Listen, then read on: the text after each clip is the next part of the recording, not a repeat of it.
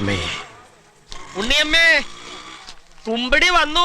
IIIC എന്ന് പറയുന്ന സ്ഥാപനം കൊടുത്തിട്ടുള്ള ബില്ലുകൾ പെരുപ്പിച്ചതാണ് എന്ന് അതേ റിപ്പോർട്ടിന്റെ 10ാമത്തെ ഖണ്ഡികയിൽ താങ്കൾക്ക് കാണാൻ കഴിയും. താങ്കൾ 8ാം ഖണ്ഡിക വായിച്ചല്ലോ, 10ാം ഖണ്ഡിക അപ്പോൾ വായിക്കാതെ വിട്ടതായിരിക്കില്ലല്ലോ.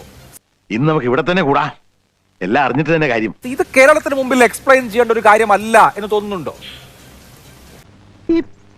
കേരളത്തിന് മുന്നിൽ ഇതുമായി ബന്ധപ്പെട്ടുകൊണ്ട് ഏത് വിഷയവും എക്സ്പ്ലെയിൻ ചെയ്യാൻ ഞങ്ങൾക്ക് ഉത്തരവാദിത്വമുണ്ട്, ഞങ്ങൾക്ക് അതിന് കഴിവുമുണ്ട്. ഇവിടെ ദേവസ്വം മന്ത്രിയെയും ദേവസ്വം ബോർഡിനെയും എല്ലാം ക്ലബ്ബ് ചെയ്യിക്കാൻ BJPയും കോൺഗ്രസും ഒരു നാണയത്തിന്റെ ഇരുപുറം എന്ന രൂപത്തിൽ മത്സരിക്കും നമ്മൾ കണ്ടില്ലേ?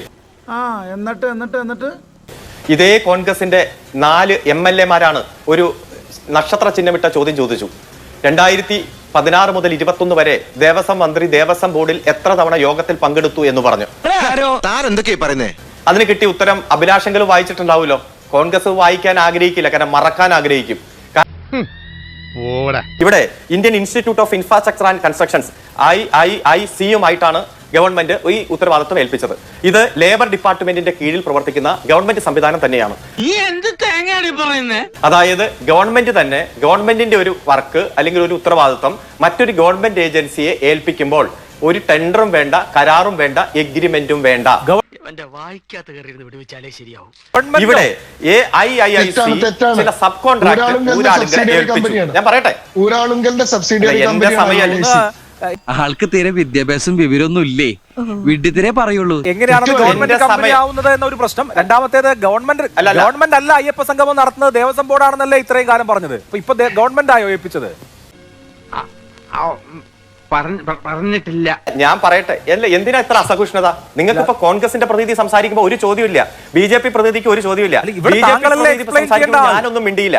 നിങ്ങളെ സംബന്ധിച്ചിടത്തോളം മാന്യമായിട്ടുള്ള ചർച്ച അല്ല. എന്തോ അലമ്പുണ്ടാക്കാൻ വന്നിരിക്കുക. LDF-മായി ബന്ധപ്പെട്ടുകൊണ്ട് ഇത്രയും തിരക്കിനിടയിൽ താങ്കളുടെ ചർച്ചയ്ക്ക് ഞാൻ വന്നിരിക്കുന്നത് ഓടി ഒളിക്കാനല്ലല്ലോ അഭിലാഷേ. അങ്ങനെ ഓടി ഒളിക്കുന്നവനല്ല ഞാൻ വന്നിരിക്കുന്നത് താങ്കളുടെ ചോദ്യത്തിന് മറുപടി നൽകാൻ തന്നെയായിട്ടാ. ഞാൻ കൊലയില്ലാത്ത കൊമ്പൻ. പിന്നെ താങ്കൾ സ്ഥാപിക്കുന്നത് മാത്രം ശരിയെന്ന് അംഗീകരിച്ചു തരാനല്ല ഞാൻ വന്നിരിക്കുന്നത്. അതുകൊണ്ട് IIC-യെ ഏൽപ്പിച്ച ഒരു ഉത്തരവാദിത്വം, അതിനൊരു കരാറും വേണ്ട, ഒരു കരാറും വേണ്ട. ഹൈക്കോടതി കരാറ് വേണമെന്ന് പറഞ്ഞിട്ടുണ്ടോ? ഈ വിജയൻ ആൻഡ് അസോസിയേറ്റ്സ് പറഞ്ഞു എന്ന് വെച്ചിട്ട് നിയമമല്ലാതാകില്ല. അതിന്റെ സബ് കോൺട്രാക്ട് ഊരാളുകളുടെ ഏൽപ്പിച്ചു. ഊരാളുകൾ ആ സബ് കോൺട്രാക്ടുമായി ബന്ധപ്പെട്ടുകൊണ്ട് മുന്നോട്ട് പോയി. അവർ കൊടുത്ത ഒരു ബില്ലും ഈ വിജയൻ ആൻഡ് അസോസിയേറ്റ്സ് പരിശോധിച്ചിട്ടില്ല. സ്വന്തം ഇഷ്ടത്തിന് തട്ടിവിടുന്നതാണ് പറയൂ. പരിശോധിക്കാനുള്ള ഒരു ഇടം ഉണ്ടാക്കിയിട്ടില്ല. ഇതുമായി ബന്ധപ്പെട്ടുകൊണ്ടുള്ള മുഴുവൻ വരവും ചെലവും കൃത്യമായി പരിശോധിക്കുന്നത് ഈ 17-ാം തീയതിയാണ്. ഈ 17-ാം തീയതി നേരത്തെ ഡേറ്റ് നിശ്ചയിച്ചതാണ്. ഹൈക്കോടതി ചോദിച്ചു, 17-ാം തീയതി ഓഡിറ്റ് നടക്കുന്നുള്ളൂ. അതുകൊണ്ടാണ് അവസാനത്തെ പാരഗ്രാഫിൽ പറഞ്ഞത് ഇതുമായി ബന്ധപ്പെട്ടുകൊണ്ടുള്ള എക്സ്പ്ലനേഷൻ തരേണ്ട ദേവസ്വം ബോർഡ്. വിദ്യാഭ്യാസമുള്ള ഒരുത്തനും നമ്മളെ പാർട്ടിയിലില്ലേ? പിന്നെ ഓഡിറ്റ് റിപ്പോർട്ട് എന്ന് പറഞ്ഞാൽ എത്ര വലിയ ചാർട്ടേഡ് അക്കൗണ്ട് കമ്പനി ആയാലും സംരംഭമായാലും ആ ഓഡിറ്റിങ്ങിന് ഒരു രൂപവും ഭാവവും ഉണ്ട്. അതിൽ ഉൾപ്പെടാതെ ഓഡിറ്റ് റിപ്പോർട്ട് കൊടുത്തപ്പോഴാണ് സംസ്ഥാന ഓഡിറ്റ് ഡിപ്പാർട്ട്മെന്റ് ഇതുമായി ബന്ധപ്പെട്ടുകൊണ്ടുള്ള വിവരവും ഈ കോടതിയിൽ തരണമെന്ന് പറഞ്ഞത്. അതായത് കേരള ഹൈക്കോടതിക്ക് ഈ വിഷയത്തിൽ ഒരു സംശയമില്ല. തന്ന റിപ്പോർട്ട് അവർ ടൈപ്പ് ചെയ്ത് വെച്ചു, 5-8 പാരഗ്രാഫ്. ഇതാണ് വിജയൻ ആൻഡ് അസോസിയേറ്റ്സ് തന്നത്. വിജയൻ ആൻഡ് അസോസിയേറ്റ്സ് തന്ന ആ ഓഡിറ്റ് റിപ്പോർട്ടിന്റെ ഉള്ളടക്കം ദേവസ്വം ബോർഡിന് അറിയില്ല, ദേവസ്വം ബോർഡ് ചർച്ച ചെയ്തിട്ടില്ല. ഞങ്ങൾ കൊടുത്ത ഒരു ബില്ലിന്റെയും ഭാഗമായിട്ടല്ല ആ റിപ്പോർട്ട്. ഇറ പറയുന്ന നിനക്കില്ലേലും കേൾക്കുന്ന എനിക്കില്ലടാ ഒരു ചളുപ്പ്. ആധികാരികമായിട്ട് പറയുന്നു, ഇവിടെ അഡ്വാൻസ് ആയി തന്ന തുക മുഴുവൻ തിരിച്ചടച്ചിട്ടുണ്ട്. 1 രൂപ പോലും കടമില്ല. അന്നും പറഞ്ഞു, ഇന്നും പറഞ്ഞു. ഇതുമായി ബന്ധപ്പെട്ടുകൊണ്ട് ആഗോള അയ്യപ്പ സംഗമവുമായി ബന്ധപ്പെട്ടുകൊണ്ട് ഒരു തുക പോലും ദേവസ്വം ബോർഡിന്റെ എടുത്ത് ചെലവാക്കിയിട്ടില്ല.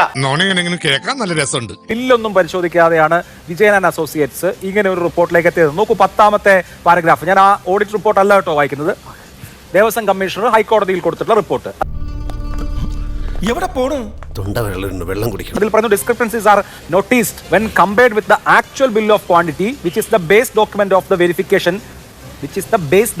verification. ഏത് ആക്ച്വൽ ബിൽസ് ആണ്? ബേസ് ഡോക്യുമെന്റ് വെരിഫിക്കേഷന്റെ with corresponding invoices submitted along with the head wise breakup of expenditure placed by subcontractor Kerala Arts and Craft Village. I am trapped. ഞാൻ ആദ്യം വായിച്ചല്ലോ 2ാം പാരഗ്രാഫിലെ 6ാം sentence. Hence the auditor could not verify the actual expenses incurred by the subcontractors in relation to the execution of the work എന്ന് പറഞ്ഞാൽ അതെ, എനിക്ക് തോന്നുന്നാണോ അതാ ശരിക്കും മണ്ടനാണോ? ഏതോ bill നോക്കിയിട്ടുണ്ടാവും. പൊരുത്തക്കേടുണ്ടെങ്കിൽ ചോദിക്കണം. ആരോടാ ചോദിക്കേണ്ടത്? ദേവസ്വം ബോർഡിനോട് ചോദിക്കണം. ആ പൊരുത്തക്കേടുമായി ബന്ധപ്പെട്ടുകൊണ്ട് അല്ല ഞാൻ പറഞ്ഞല്ലോ, ഇതിൽ ഏത് പൊരുത്തക്കേട് ചൂണ്ടിക്കാണിച്ചാലും അല്ല അഭിലാഷേ, ആ റിപ്പോർട്ടിൽ ഓരോ പാരഗ്രാഫ് എടുക്കണ്ട. മുഴുവൻ പാരഗ്രാഫുമായി ബന്ധപ്പെട്ടുകൊണ്ട് ദേവസ്വം ബോർഡിന്റെ കയ്യിൽ ക്ലിയർ ആണ്. പ്രൈമറി കോൺട്രാക്ട് എടുത്ത സ്ഥാപനം പ്രൈമറി കോൺട്രാക്ട് എടുത്ത സ്ഥാപനം നൽകിയ ആക്ച്വൽ ബില്ലും ഇതൊരു നടക്ക് പോണ മാതിരില്ല. സബ് കോൺട്രാക്ട് എടുത്ത സ്ഥാപനം നൽകിയ ഹെഡ് വൈസ് ബില്ലും തമ്മിൽ കമ്പയർ ചെയ്യുമ്പോൾ അതിൽ പൊരുത്തക്കേട് ഉണ്ട് എന്നാണ് ഈ ഹൈക്കോടതി മുമ്പാകെ നൽകിയ റിപ്പോർട്ടിൽ പറയുന്നത്. ഇനി അത് ഓഡിറ്റ് റിപ്പോർട്ടിൽ അത് വളരെ വിശദമായി പറഞ്ഞിട്ടുണ്ട്. എമൗണ്ട് ഇൻ ആക്ച്വൽ ബിൽ, അതായത് IIIC കൊടുത്ത bill as per the statement of head wise expenditure provided by Kerala arts and crafts village, അത് സബ് കോൺട്രാക്ട് എടുത്ത സ്ഥാപനം. Daily food allowance IIIC claim ചെയ്തിരിക്കുന്നത് 73,780 രൂപയാണ്. സബ് കോൺട്രാക്ട് എടുത്ത സ്ഥാപനത്തിന്റെ കണക്കനുസരിച്ച് അത് 5,939 രൂപ മാത്രമാണ്. കോർഡിനേഷൻ എക്സ്പെൻസ് എന്ന് പറഞ്ഞിട്ട് 2 ലക്ഷം രൂപ IIIC പറയുന്നുണ്ട് അവരുടെ ബില്ലിൽ. അങ്ങനെ ഒരു സംഭവം ഈ സബ് കോൺട്രാക്ട് എടുത്ത കമ്പനിയുടെ ബില്ലിൽ ഇല്ല. പാർട്ട് ബിയിൽ പെടുന്ന logistics and accommodation of personnels 2,34,000 ചില്ലറ രൂപ പ്രൈമറി കോൺട്രാക്ട് എടുത്ത സ്ഥാപനം പറയുന്നുണ്ട്. 1 ലക്ഷം രൂപയാണ് സെക്കൻഡറി കോൺട്രാക്ട് എടുത്ത സബ് കോൺട്രാക്ട് എടുത്ത സ്ഥാപനം പറയുന്നത്. ഹെഡ് ഇത്രയും വലിയ ഗതികെട്ടവൻ ഈ ലോകത്ത് വേറെ ആരെങ്കിലും ഉണ്ടാവും എന്റെ കർത്താവേ. വൈസ് ബ്രേക്കപ്പ് വരുമ്പോൾ ഓഡിറ്ററുടെ മുമ്പിൽ വരുമ്പോൾ 2 സെറ്റ് ഓഫ് ബില്ലുകളുണ്ട്. അതിൽ പൊരുത്തമില്ല എന്ന് പറഞ്ഞാൽ കൂടിയ ബില്ല് കാണിച്ചിരിക്കുന്നു പ്രൈമറി കോൺട്രാക്ട് എടുത്ത സ്ഥാപനം എന്നാണല്ലോ അതിൽ നിന്ന് വ്യക്തമാകുന്നത്. ഇതൊക്കെ ആക്ച്വൽ ബിൽസ് ആണ് കേട്ടോ. നിങ്ങൾ എസ്റ്റിമേറ്റ് ആണെന്നൊന്നും പറയരുത്, സൈബർ പോരാളികൾ പറയുന്നത് പോലെ. ഈ സബ് കോൺട്രാക്ട് ഒരു ഏജൻസി മാത്രമാണ് എടുത്തത് എന്നെന്തെങ്കിലും രേഖ താങ്കളുടെ കൈവശമുണ്ടോ? ഇല്ല, ഇത് ഒരു കോൺട്രാക്ട് പ്രൈമറി കോൺട്രാക്ട് ഭക്ഷണത്തിന്റെ തന്നെ കോൺട്രാക്ട്. ഒറ്റ മിനിറ്റ് ഞാൻ പറയട്ടെ. ഒരു മാറ്റവും ഇല്ലല്ലോ. അല്ല ഒറ്റ മിനിറ്റ്, നിങ്ങൾ എന്തിനാ അസ്വസ്ഥപ്പെടണേ? 7 വരെ സമയമുണ്ടല്ലോ, ഞാൻ ഇറങ്ങി പോകുന്നല്ലോ. ഇപ്പൊ ഫുഡിന്റെ കോൺട്രാക്ട്, ഒറ്റ മിനിറ്റ് ഒന്ന് കേൾക്കൂ താങ്കൾ. ഫുഡിന്റെ കോൺട്രാക്ട് എന്തോന്നാടോ ഇത്? എവിടെ നിന്ന് കിട്ടിയോടോ ഈ ഉണ്ടാക്കണേ? രാവിലെ പ്രഭാത ഭക്ഷണം ഏൽപ്പിക്കുന്ന ഏജൻസി തന്നെ ആകണമെന്നില്ല ഉച്ചയ്ക്ക് ലഞ്ച് കൊടുക്കുന്നത്. ലഞ്ച് ഏൽപ്പിക്കുന്ന ഏജൻസി തന്നെ ആകണമെന്നില്ല വൈകുന്നേരം. ഇതുമായി ബന്ധപ്പെട്ടുകൊണ്ട് എന്ത് അനോമലി ഉണ്ടെങ്കിലും അതുമായി ബന്ധപ്പെട്ടുള്ള മുഴുവൻ രേഖയും ദേവസ്വം ബോർഡിന്റെ കയ്യിൽ ഉണ്ട് എന്നും ഈ 17-ാം തീയതി അത് ചർച്ച ചെയ്ത് പരിഹരിച്ച ഓഡിറ്റ് റിപ്പോർട്ട് ഇതാണ് ഓഡിറ്റ് ചെയ്യേണ്ടത് എന്ന് പറഞ്ഞു കൊടുക്കുമെന്നും